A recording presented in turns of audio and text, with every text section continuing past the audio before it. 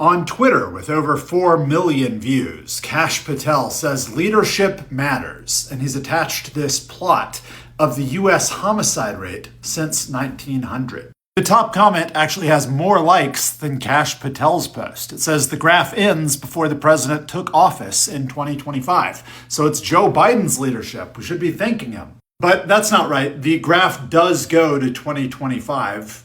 That's a full year of Trump's presidency, where we have the projected 125-year low. And the graph source, the Council on Criminal Justice, confirms that projection. 2025 had the lowest homicide rate in the US in the last 125 years. So it's odd to me that the reply got so many likes. It's wrong. The plot includes 2025, the first year of Trump's second term.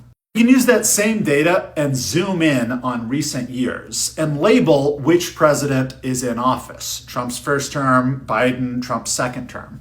We see in 2025, there's that all-time low in the first year of Trump's second term. In Biden's term, homicide rate starts high and then declines.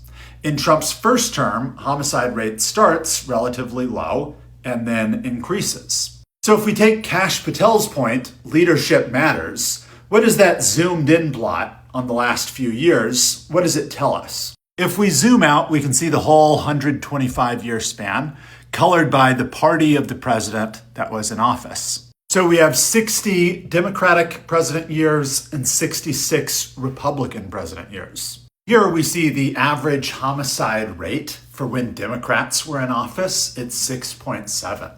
That's lower than the average homicide rate for when Republicans were in office, 7.2. And on this side, we see the average annual change in homicide rate. So Democratic president years have an average decrease of 0.1 to the homicide rate, whereas Republican years have an average increase of 0.07 to the homicide rate. To illustrate that a different way, I'm showing the distribution for the year-over-year change in homicide rate for Republicans in red versus Democrats in blue. And I have a line for the mean for each one, showing that there's a statistically significant difference in the mean annual change in homicide rate. Although if you compare percentage change instead of levels, we're just over the threshold for statistical significance. So does leadership matter?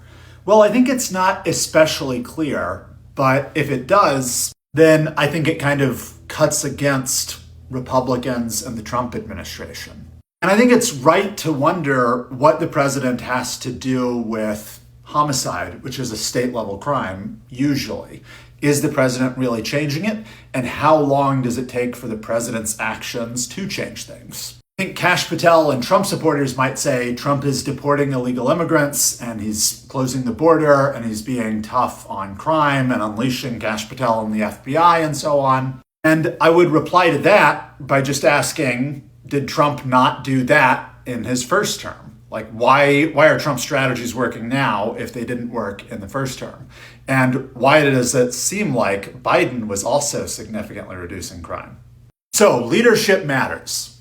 Maybe. I'm not that convinced that the president has a lot to do with the homicide rate, and I don't think this is great evidence for Trump's leadership. What do you think? Thanks for your time.